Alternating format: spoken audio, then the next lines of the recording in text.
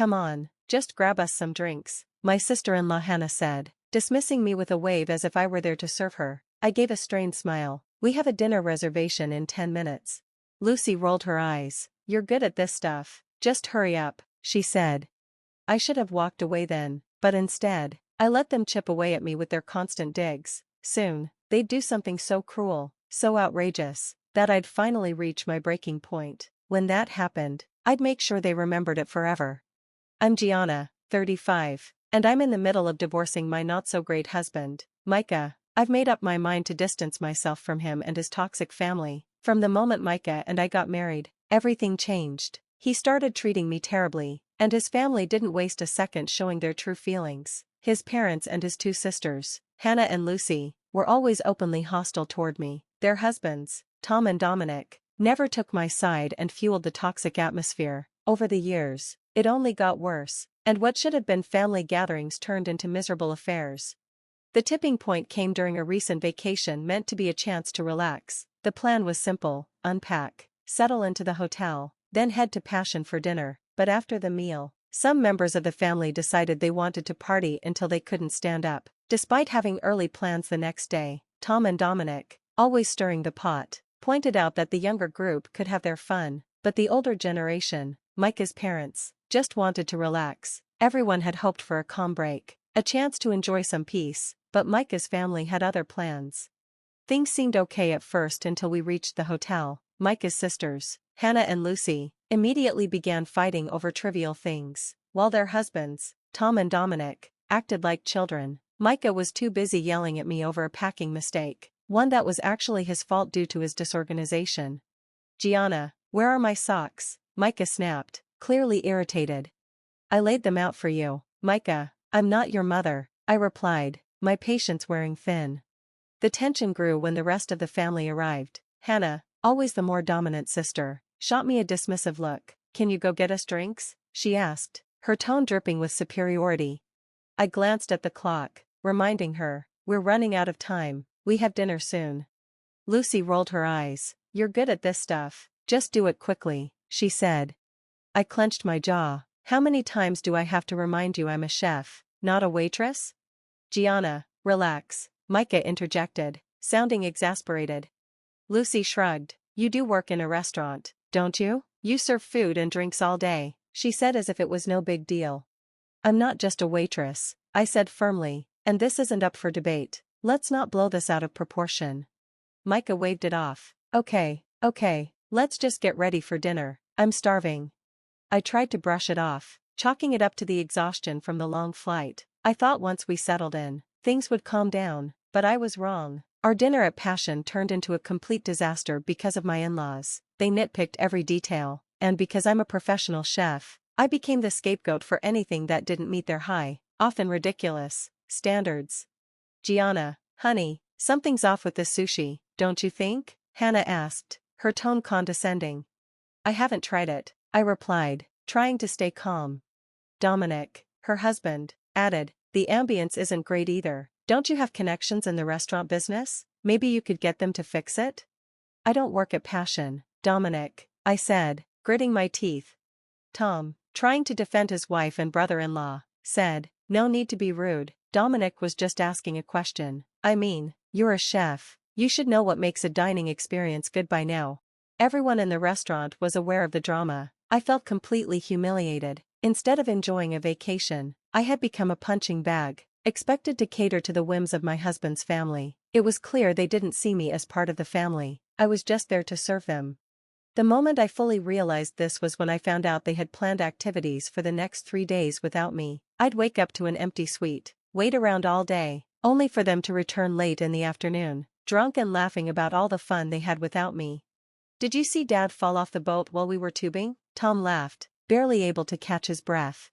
It wasn't that funny, Dominic grinned as Hannah playfully elbowed him. I thought it was hysterical, Hannah said, reliving the moment I had missed. I had had enough. I walked up to them, my voice rising. Hey, guys.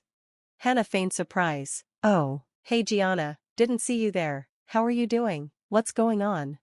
I thought we were all going tubing together, I asked, my hurt clearly showing. They exchanged uneasy glances. Finally, Micah spoke up. You were sleeping. We didn't want to wake you. You couldn't knock on my door? I said, my frustration boiling over. I thought this was a family trip.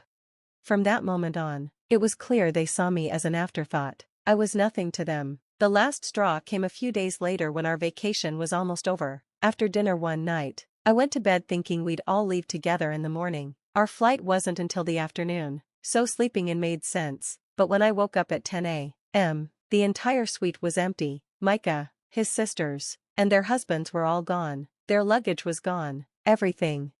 I called Micah, but he didn't answer. None of them did. Desperate, I contacted the hotel front desk, and they told me they'd checked out just after 9 a.m. They were as confused as I was. In that moment, I realized just how little they cared about me. At first, I was heartbroken. Then, rage took over. It was obvious that Micah's family, his parents, his sisters, and their husbands, despised me. They had always excluded me in subtle ways, but this time, they had crossed the line. Instead of drowning in sorrow, I decided it was time to take control of my own fate and exact a little revenge. I extended my stay at the resort, upgraded to a smaller but cozy room just for myself, and made sure to fully embrace the stunning sunshine and beauty of the island without anyone else. No longer burdened by the need to please anyone, I booked all kinds of activities: casino nights, boat cruises, tubing, hiking, shopping, and even a glamping adventure. Along the way, I bonded with a lively group of single women my age, sharing drinks and laughter as I unloaded about my miserable marriage and the cruelty of my in-laws. Their immediate support and willingness to stand by me reminded me of what real friendship felt like. For the first time in ages, I experienced true freedom, free from the toxicity of Micah and his family. I decided to stay for 2 more weeks in the Dominican Republic, savoring every new day. The painful memories of Micah's family, the yelling, the belittling, started to feel like a distant, unwanted chapter of my past. Of course, Micah called me the same day his family abandoned me. The conversation would change everything, or at least, what was left of it. Hey, Micah, I said, strangely casual. Hi, I replied coldly, determined not to let him hear the turmoil in my voice. You sound so calm. Good, I was hoping you were safe, he said, his tone somehow fake and friendly. I'm perfectly fine, I answered, keeping my composure. Actually, I've got plans tonight, but I'm sure that's none of your business. He huffed, clearly annoyed. Excuse me, I'm still your husband, and I'm part of this family. Yes, it's my business. I let out a short, bitter laugh. That's rich. Since when does family mean leaving someone behind on a trip you insisted they join? You all abandoned me, and that says everything about how little you care. And don't try the protective husband routine, it's as convincing as fish-flavored ice cream. There was a pause. What are you implying? I spoke slowly, firmly, every word drenched in bitterness. Your mistake was thinking you could treat me like garbage and that I'd just take it. Leaving me behind backfired. I'm divorcing you. And by the way, I'm going out tonight with a great guy named David. Bet you didn't see that coming, did you? All your manipulation only made me stronger. I'm doing great, Micah. I hope you get what you deserve. I hung up before he could reply. True to form, Micah and his family, his parents, sisters Hannah and Lucy, and their husbands Tom and Dominic, bombarded me with calls and texts afterward. I ignored every single one of them, choosing instead to keep enjoying my time. My vacation was blissful, and as I continued posting pictures and updates from my adventure, my supportive followers, who knew me as a well-respected chef with a strong online presence, quickly rallied behind me, pushing back whenever Micah's family tried to spread their lies. It was satisfying to watch their attempts fall apart in real time. But still, I wanted more than just public validation. I craved true vengeance.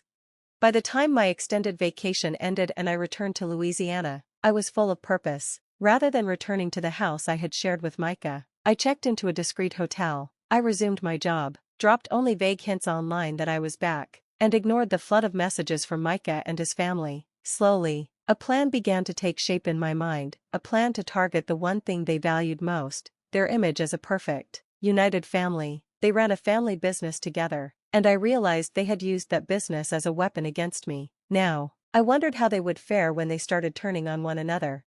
2 months later, I decided it was time to set my plan in motion. I picked up the phone and called Micah.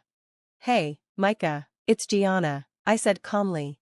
He sounded relieved but cautious. John, it's good to hear from you. Things have been chaotic without you. We all miss you. Where have you been staying? That's for me to know, I snapped. Let's get to the point. I'm still divorcing you, and I've got some news that might affect you and your family. What's going on? He asked, his voice betraying his nervousness. Considering our marriage is basically over, I think I owe you the truth. I overheard some things involving Hannah, Lucy, and their husbands. They laughed about how they keep you around only to tear you down. Remember that time they made you drive 3 hours to a closed store just to humiliate you? And that seminar you missed out on? Your cousin Tiago was offered your spot last minute. This is crazy, Micah said, shaking with disbelief. My sisters and their husbands might not be perfect, but they wouldn't do that to me. Oh, there's more, I said, not holding back. Your parents gave your seminar pass to Tiago without telling you. They never planned for you to go, and your mom's been secretly seeing a contractor named Beau for years behind your father's back. He erupted. I don't believe any of this. Well, you can check for yourself, I said, texting him screenshots, emails, and other evidence I'd gathered with the help of my loyal online community. There was no denying it now. As I'd anticipated, this information detonated like a bomb in their home. They scheduled a big family meeting, and I watched it all unfold through their security camera feed, something I'd learned to do with help from my tech-savvy followers. The entire family went into meltdown mode. Hannah screamed at Lucy, Lucy hurled insults at Hannah, Tom and Dominic barked at each other, and shocking new secrets spilled out. It turned out Lucy had been stealing money from Tom's account for years. Dominic had been having a 5-year affair with a coworker, and both sisters had known about their mother's affair with the contractor. It was total chaos, with accusations flying and objects being thrown. Months later, their once thriving family business crumbled, clients left in droves, and extended relatives distanced themselves to avoid being caught in the fallout. Their perfect family image, the one they had clung to for so long, shattered beyond repair. They had always found comfort in bullying me, but once they started turning on each other, there was nothing left to hold them together. In the end, the downfall of their business and the collapse of their family felt like the ultimate form of poetic justice. It confirmed to me that I had made the right decision. Sometimes, the only way to deal with people who constantly tear you down is to let them self-destruct. Thanks for watching, and I'll see you again in the next video. Stay stunned.